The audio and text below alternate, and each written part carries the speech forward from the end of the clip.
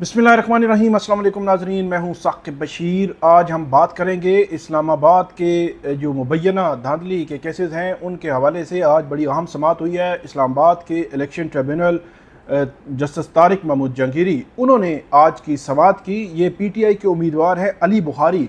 उन्होंने मुस्लिम लीग नून के उम्मीदवार राजा खुर्रम नवाज़ जो जीते हुए हैं, MNA हैं इस वक्त इस्लामाबाद से, उनकी जीत को चैलेंज किया हुआ है और उनका ये दावा है कि वो फॉर्म 47 से MNA बने हैं और अली बुखारी कहते हैं कि वो फॉर्म 45 के वो जो है वो जीते हुए कैंडिडेट हैं। ये बड़ी अहम केस है। Election tribunal justice Tariq Mahmood Jahangiri का जो इस केस बड़े अहम केस की जो है वो समाअत कर रहा है। इसके अलावा हम बात करेंगे इद्दत के केस की भी जो इस्लामाबाद की डिस्ट्रिक्ट कोर्ट में चल रहा है उसके हवाले से, और इस्लामाबाद हाई कोर्ट में भी केस की जो है वो समाअत हुई है, इसके हवाले से आपको आगाह करेंगे। और इसके अलावा हम बात करेंगे कि जो साहबजादा हामिद रज़ा हैं उनका नाम ECL से निकालने की दरख्वास्त थी, उस पर मुख्तसरन आखिर में मैं बात करूँगा कि चीफ जस्टिस आमिर फ़ारूक ने क्या अहम ऑब्जर्वेशन जो है वो इस हवाले से दी है और वो क्या है, इस पर बात करेंगे। सबसे पहले हम शुरू करते हैं इलेक्शन ट्रिब्यूनल जो जस्टिस तारिक महमूद जहांगीरी इस अहम जो है वो केस की समाअत कर रहे हैं। आज राजा खुर्रम नवाज़ जो MNA हैं मुस्लिम लीग नून के, वो और PTI के उम्मीदवार हैं जिनकी इलेक्शन पटिशन है अली बुखारी, वो अपने वकला के हमरा जो है वो अदालत के सामने पेश हुए। इसके अलावा इस्लामाबाद के इसी हलके के जो रिटर्निंग अफसर हैं वो भी अब उनकी जानिब से भी वकील अदालत के सामने पेश हुए। इलेक्शन कमीशन के वकला भी अदालत के सामने पेश हुए। जस्टिस तारिक महमूद जहांगीरी ने जब समाअत का आगाज़ किया तो शुरू में ही सबसे पहले रिटर्निंग अफसरान और उसके बाद राजा खुर्रम नवाज़ से उन्होंने पूछा कि आपने फॉर्म 45, 46 और 47 क्या आप लोगों ने जमा करवा दिए हैं या जमा नहीं करवाए।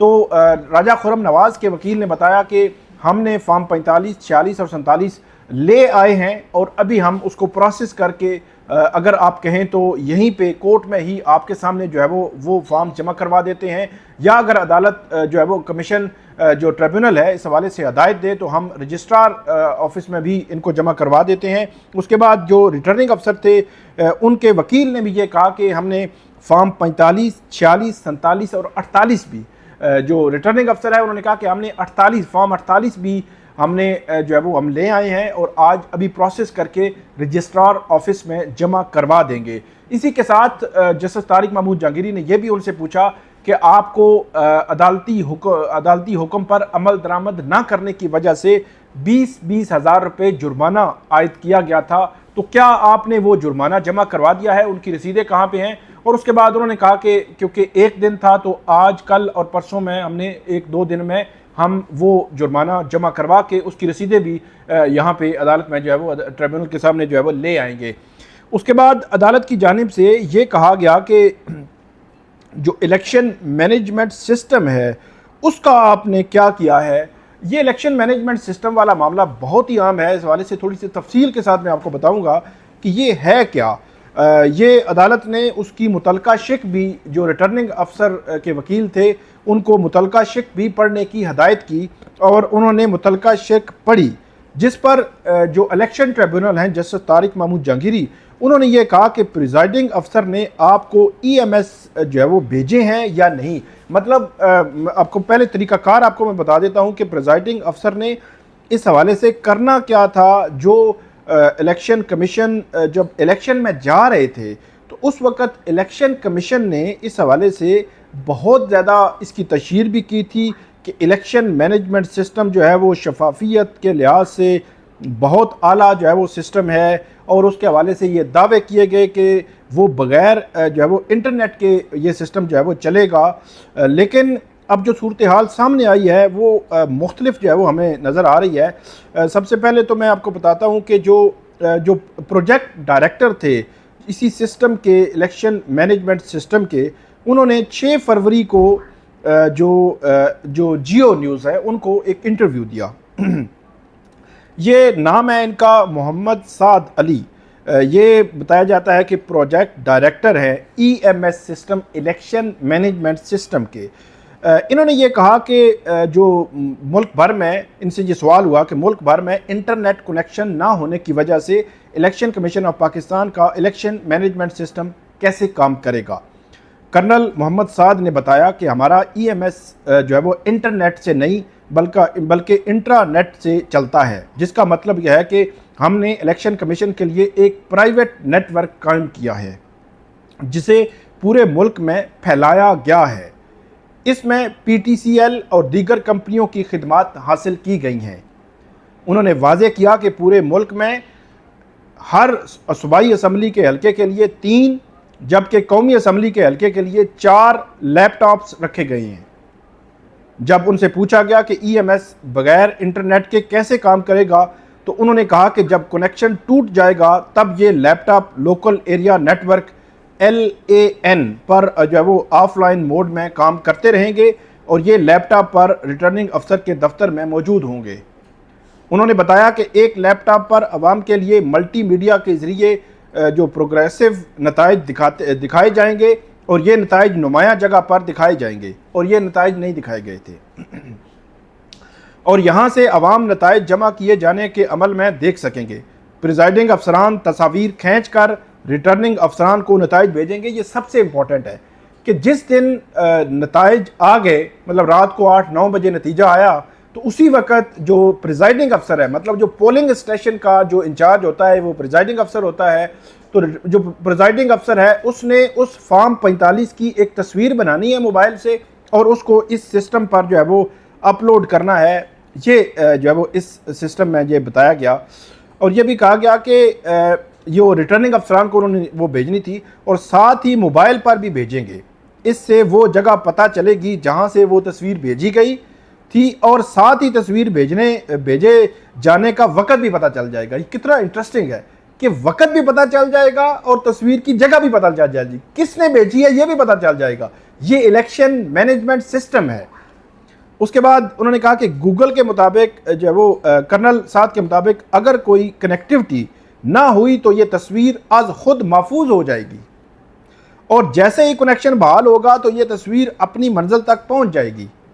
अगर फॉर्म 45 कुछ घंटों के लिए जमा ना हुए तो वो उन्होंने कहा कि वहाँ पे सेव होगा वो जो डाटा है। गूगल के मुताबिक LAN आलात का एक मजमूआ है जो आपस में एक जगह पर जुड़े होते हैं, जैसा कि इमारत, दफ्तर या फिर घर। एक LAN छोटा भी हो सकता है और बड़ा भी। जिसमें एक घर की मिसाल लें तो इसमें एक यूज़र भी हो सकता है और अगर एक कंपनी की मिसाल लें तो इसमें हज़ारों यूज़र डिवाइसेस एक दफ्तर या स्कूल हो सकते हैं। ये इलेक्शन मैनेजमेंट सिस्टम के हवाले से इतने बड़े दावे किए थे उस वक़्त जो इलेक्शन कमीशन है और इलेक्शन कमीशन के मामले में कि इलेक्शन कमीशन ने इसकी तशहीर भी बहुत ज़्यादा की थी और बार बार इस हवाले से लोगों को ये बताया जा रहा था कि ये इलेक्शन मैनेजमेंट सिस्टम शफाफियत के लिए है।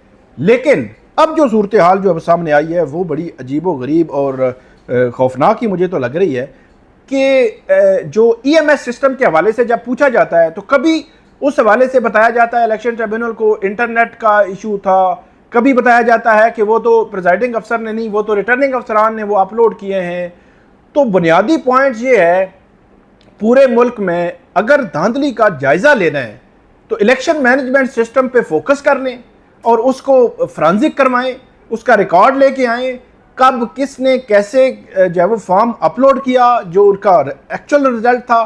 तो मेरा ख्याल है दूध का दूध और पानी का पानी हो जाएगा। लेकिन हमने देखा है कि जो ये इलेक्शन ट्रिब्यूनल है इस्लामाबाद का, यहाँ पे कहीं ना कहीं जो इलेक्शन कमीशन है, इवन रिटर्निंग अफसर से भी आज हमने सुना कि रिटर्निंग अफसर साहब ये कह रहे हैं कि वो तो उन्होंने रिटर्निंग अफसर ने करना था कि किस तरह, मतलब अदालत ने कहा कि ये प्रिजाइडिंग अफसर जो है उसने आपको वो EMS सिस्टम भेजना था, मतलब रिटर्निंग अफसर को। ये उसमें लॉ में लिखा हुआ है, उसमें ये कहा कि प्रिजाइडिंग अफसर पर लाजिम है कि वो फॉर्म 45 पोलिंग एजेंट को भी देगा। अब पोलिंग एजेंट से उसका जो कैंडिडेट है वो लेगा। अगर फॉर्म 45 प्रिजाइडिंग अफसर नहीं देता तो उसकी वजूहात भी उसने लिखनी है। ये जैसे तारिक महमूद जहांगीरी ने कहा है, जैसे तारिक महमूद जहांगीरी के खिलाफ कैंपेन और मुहिम और संगीन किस्म की मुहिम के पीछे जो वजूहात हैं वो आपको समझ आ रही होंगी।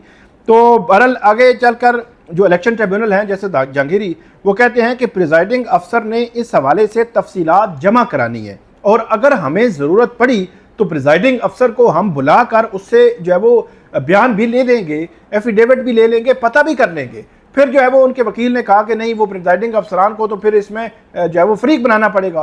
तो वहाँ पर अली बुखारी ने कहा कि 261 जो है वो पोलिंग स्टेशन है, 261 प्रिजाइडिंग अफसरान हैं। उन्होंने कहा हमने उनका नाम लिखा हुआ है गवाहों की लिस्ट में, अगर उनको बुलाना हुआ जिस चीज़ को, तो वो जो है वो अदालत इलेक्शन ट्रिब्यूनल जो है वो उसको बुला सकता है और उस पर फर्दर जो है उसको देख सकता है। उसके बाद राजा खुर्रम नवाज के वकील ने कहा कि जो प्रिजाइडिंग अफसरान हैं, या उन्होंने एक बात की कि जो ये प्रिजाइडिंग अफसरान हैं उन्होंने इन फॉर्म की तफसीलात देनी थी, वजूहात देनी थी, वही फॉर्म 45 जो एजेंट्स थे उनको देने थे। अगर किसी एजेंट ने वो फॉर्म 45 नहीं लिया या दस्तखत नहीं किए, उन्होंने रीजनिंग लिखनी थी। ये सारी चीज़ें उन्होंने कहा हम चेक करेंगे।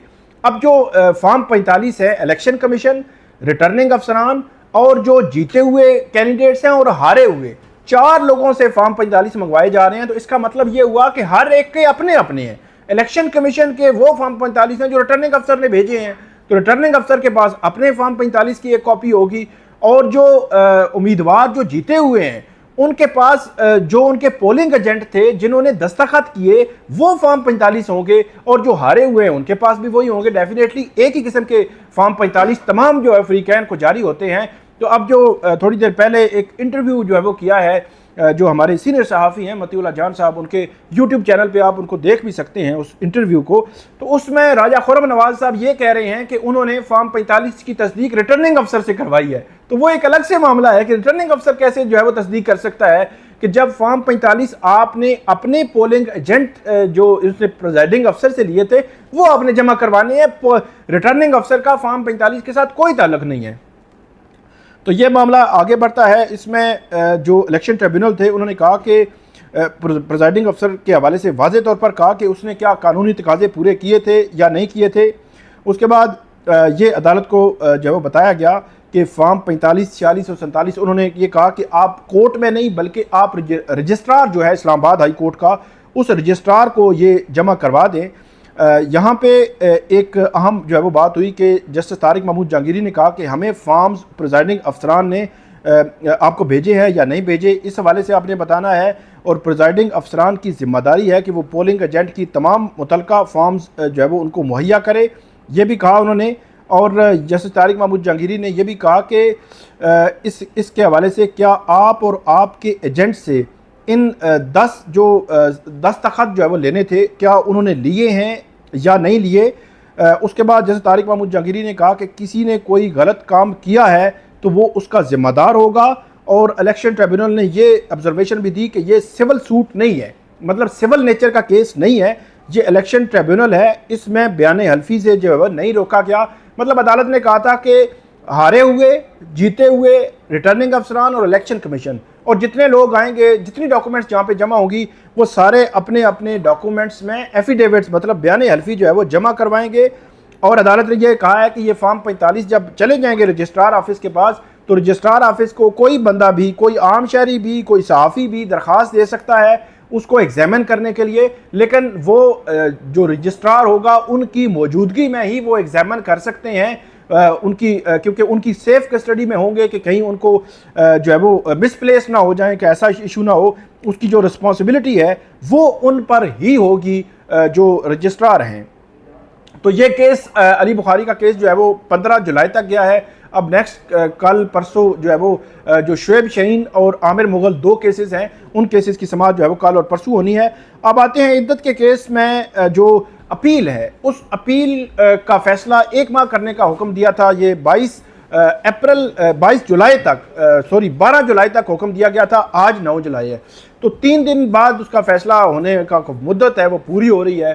तो अब जो है वो खावर मानिका ने इस्लामाबाद हाई कोर्ट में दरख्वास्त दायर की है कि 1 मंथ का जो टाइम दिया गया था, टाइम फ्रेम, वो ख़त्म कर दिया जाए। और उनके वकील की जानिब से ये आज सलमान अकरम रजा ने कहा कि उनके वकील ने ये कहा है कि वो ज़ियारात पर जाने के लिए, कि मुहर्रम उल हराम है, तो इसलिए आप जो टाइम आपने दिया हुआ है 1 माह का, इसको जो है वो ख़त्म कर दें।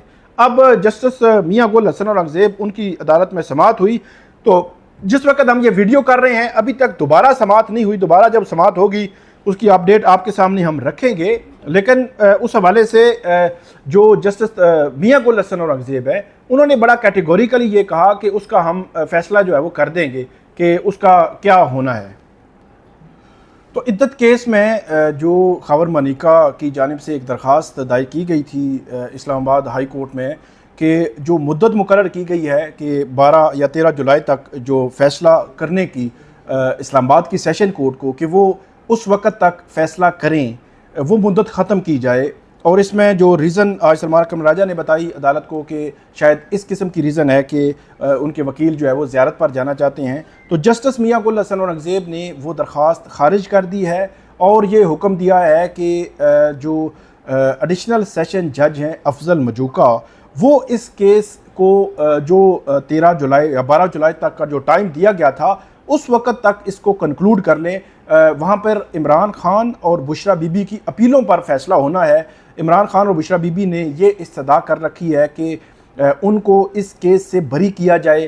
3 फरवरी को ये इद्दत केस का फ़ैसला जो है वो सिविल जज ने सुनाया था और इसके हवाले से जो अपील फ़ाइल हुई थी, फिर 29 मई को ये फ़ैसला सुनाया जाना था।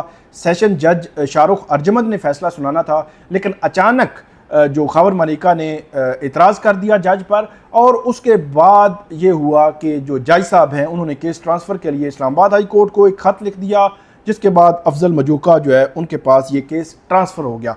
अब वहाँ पे जो सलमान अकरम राजा हैं वो दलाइल दे चुके हैं, सलमान सफदर दलाइल दे रहे हैं, उस्मान गिल के दलाइल कुछ रहते हैं और उसके बाद खबर मलिका उनके वकील जो है जाहिद आसिफ चौधरी, उनकी जानिब से इस केस में दलाइल दिए जाने हैं और ये अब तय हो गया है कि ये फ़ैसला 12 या 13 जुलाई से पहले इस अपील का फ़ैसला आ जाएगा कि इमरान खान की बरियत होती है या बरियत जो है वो नहीं होती।